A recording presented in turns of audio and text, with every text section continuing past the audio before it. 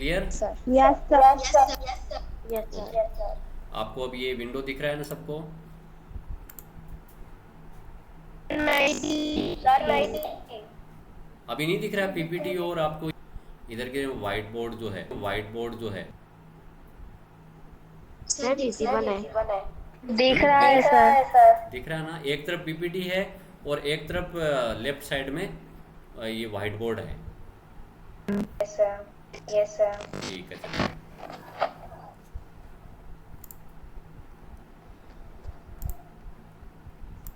आपके लॉज को बताना था आपको, राइट ना? यही क्वेश्चन कुछ लोगों का था। यस। Yes sir. ओके, तो फर्स्ट लॉ ऑफ न्यूटन आपको पढ़ना है बेटा, के बाद में आपको पढ़ना है बेटा। आपकी कन्फ्यूजन एक बार से फिर से क्लियर कर दूंगा।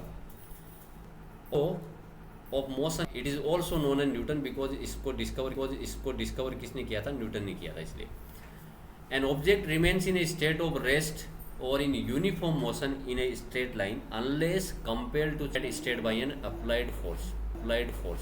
कहने का मतलब ये है इसका कि कोई भी ऑब्जेक्ट है वो रेस्ट में है तो रेस्ट में रहेगा, मोशन में है मूवमेंट कर रहा है तो मूवमेंट करता रहेगा स्ट्रेट लाइन में, जब तक हम उसको किसी बाहर से कोई फोर्स अप्लाई करके उसकी स्टेट को, उसकी मोशन या रेस्ट की स्टेट को चेंज नहीं करते हैं। क्लियर है everyone? Is it clear to everyone? Yes sir. Yes yes sir. Sir. Let us see here. One tumbler is kept here and one एक टम्बलर मीन्स एक ग्लास रख लो आप लोग। You can do this experiment at your home also. And what is happening, let us सी।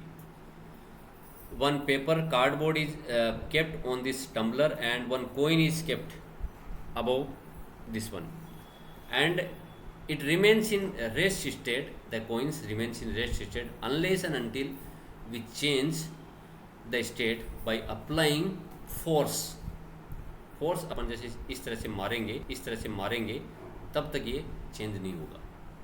तो जैसे ही it is striked with our this finger, this coin will move, it will come in motion position and उसकी state rest से motion में आ। ठीक, so one tendency सवाल है। हाँ जी, हाँ बोलिए, क्या बोल रहे थे कुछ? सर कैरम जैसा बात। फ्रीडम फ्रीडम सर वो बोल रहा है कि कैरम में जिस स्ट्राइक को मारते हैं नहीं समझ नहीं आया बेटा। स्ट्राइकर को मारते हैं। हाँ, स्ट्राइकर को हम नहीं मार रहे हैं, अपन पेपर को मार रहे हैं अपन बेटा, ठीक है ना? यस तो sir. You can do this experiment at your home easy. ठीक, करके देखिएगा क्या होता है। Inertia is a tendency of object to remain in a state of rest और uniform motion is called inertia. इसको हिंदी में हम क्या बोलते हैं? जड़त्व बोलते हैं उसको। इनर्शिया इज नोन एज जड़त्व इन हिंदी। इसका एक ही मतलब है, if any object in motion it want to be in motion condition, और if it is in rest it want to be in rest. ये मोशन कंटिन्यू करना चाहेगा, रेस्ट वाला रेस्ट को कंटिन्यू करना चाहेगा। यही टेंडेंसी को हम बोलते हैं inertia. So that's why inertia is coming in to picture here. The Newton's first law is also known as law of inertia. इसको क्या बोलते हैं? लॉ ऑफ इनर्शिया भी हम कहते हैं। Okay, so some example of inertia are there. If a striker hits a pile of coins on a carom board, the lowest coin move out and due to inertia of rest the other coin will fall down. नीचे वाले पे अपन मारेंगे, नीचे जो अपन बहुत सारे अपन ने वो कॉइन्स रख रखे हैं जिनको अपन स्ट्राइक करते हैं, तो वो नीचे वाले पे मारेंगे तो वो तो आगे की तरफ मूव कर दे। बाकी जो है coin, they want to remain in rest, they will not move and they will fall down. क्योंकि नीचे से कोई चीज़ निकलेगी तो उसके ऊपर जो चीज़ है वो नीचे की ओर गिर जाएगी। If a coin placed on a playing card over a tumbler is flicked with the finger due to inertia of rest the coin falls down into tumbler. We have seen, ये जो एक्सपेरिमेंट अपन ने देखा ये वाला ही यहाँ पे है कि इसको जैसे स्ट्राइक करेंगे ये इसके अंदर गिर जाएगा। Okay, third one, whenever we travel in a car and the driver apply the brake suddenly we tend to fall forward due to inertia of motion. तो हम आगे की तरफ ऐसे अचानक से झटका लगता है हमें, क्योंकि हमारी बॉडी किस में है, उसके साथ मूव कर रही है, बस के साथ में। हमारी बॉडी क्या कर रही है, बस के साथ मूव कर रही है। तो बस भी मूवमेंट में है और हमारी बॉडी मूवमेंट, तो कोई दिक्कत नहीं है। Whenever the brakes are applied, अब उसको रोकना चाह तो हमारी बॉडी क्या है, ये चाहती है कि मैं मोशन में लाऊं, तो वो अचानक से आगे की तरफ झटका खाती है और रुक जाती है। फिर fourth one, whenever we are we are standing in a bus and बस बिगिंस टू मूव सडनली।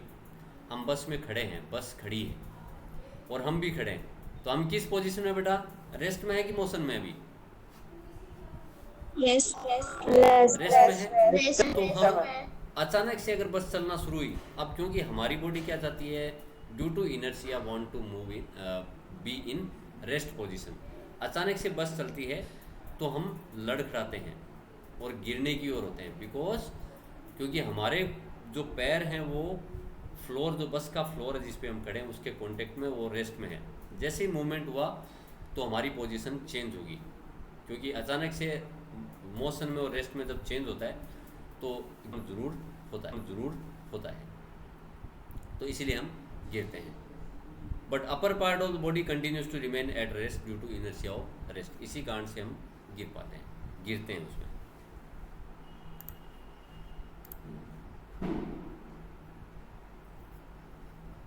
ये देखो, इन भाई साहब के साथ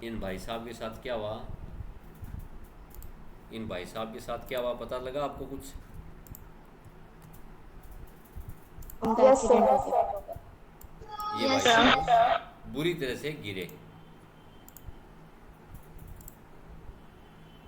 ये देखो, अब क्या हुआ यहाँ पे, what happened here in this case, car was moving and body of this driver was also moving.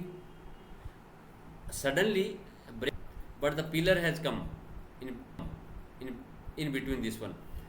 तो अचानक से क्या हुआ, हमारी बॉडी मूवमेंट में है कार के साथ, कार रुक गई क्योंकि ब्रेक सा लगा इसमें। ब्रेक इसलिए लगा कि pillar is there, so the car stopped. But हमारी बॉडी क्या रहना चाहती है, मूवमेंट में रहना चाहती है अभी, इसलिए ये बच्चा क्या हो गया, ये कार का ड्राइवर जो आगे की तरफ गिर पड़ा।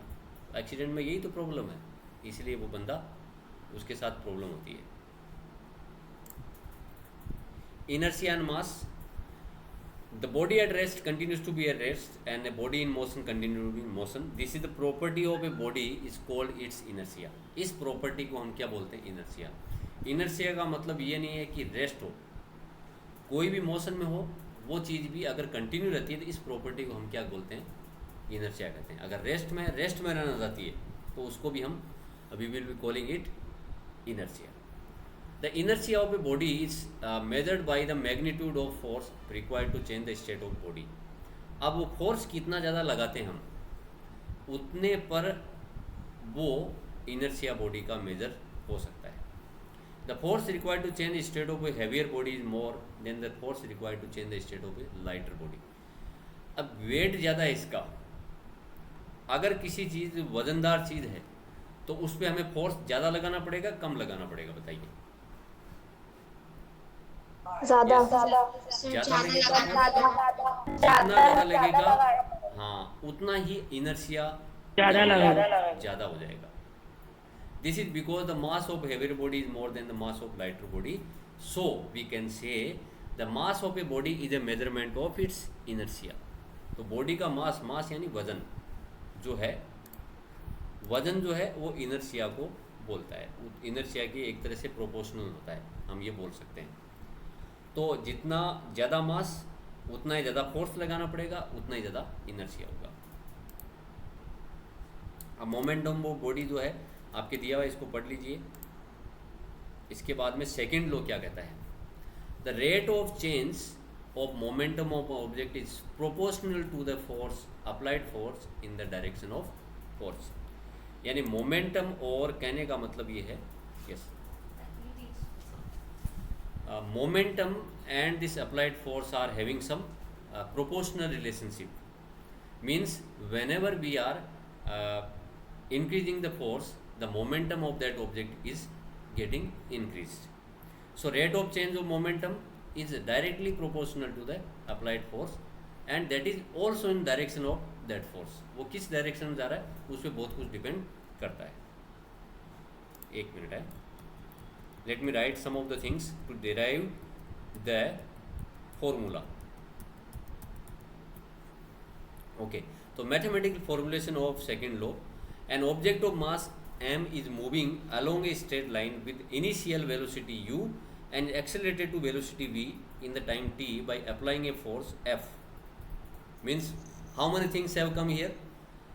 एक ऑब्जेक्ट है, उसका मास m है और वो स्ट्रेट लाइन में मूव कर रहा है, तो इसकी इनिशियल वेलोसिटी u है और फाइनल वेलोसिटी v है और टाइम t है, and the force applied is what? F. So we can say we know the formula of momentum, that is mass into so P1 is what? Is equal to m u. Okay, and at the final stage it is m v, right? So change in momentum, we calculate the final minus initial is equal to m v minus m u, and we can write this formula like this one also. M we will kept outside of this bracket and v minus u. Okay, this is change in momentum. This is the formula for change in momentum.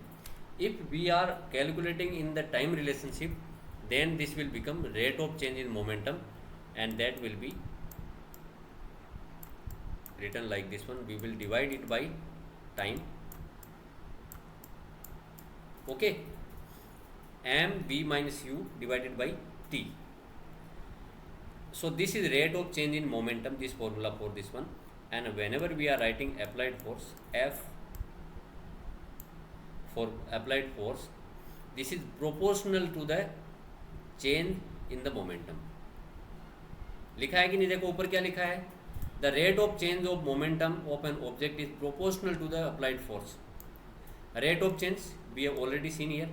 The formula for rate of change is what? क्या है बताओ तो एक बार. Yes,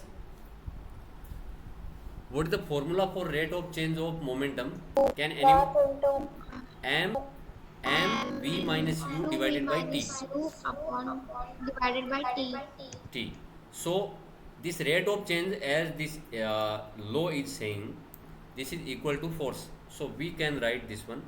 This is proportional sign, m v minus u divided by t. That is a proportional sign, not equal sign. So we will be writing this one. If we want to keep this one in equal sign, this is k m v minus u divided by t, right?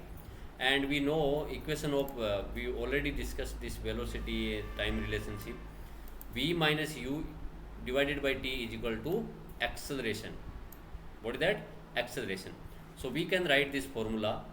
I am writing here. F is equal to KMA.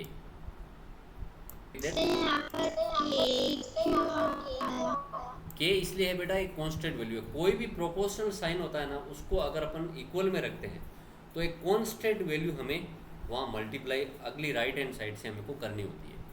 ठीक है ना, इसलिए रखा है क्योंकि ये proportional sign है. देखो यहाँ पे ये साइन क्या है? प्रोपोर्शनल है, इक्वल नहीं है ये.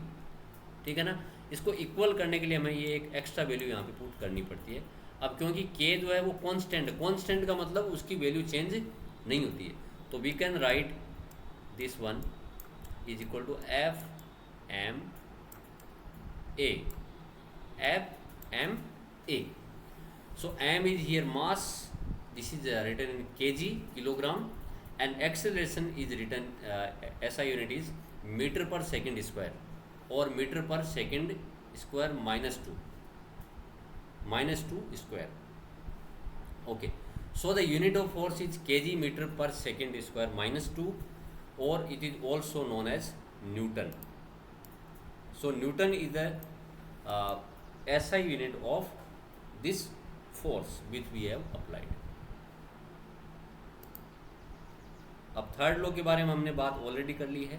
तो I think now you are well aware about the Newton's 3 laws. First one is saying about this inertia, rest, the object which is in rest position or which is in motion position, they want to remain in rest or motion respectively. And second law is saying rate of change of momentum is directly proportional to the applied force. And third one is saying action is having reaction. Every action there is equal and opposite reaction and they act on two different bodies. इसका हमने already discussion कर लिया. Clear बेटा? Everyone now well versed with this chapter. Now it's your turn to study and clear your doubts on your own. But still I am available for you. Whenever you have any doubt, still you can ask to me. Okay? Yes, sir. हाँ Yes, ठीक है. sir.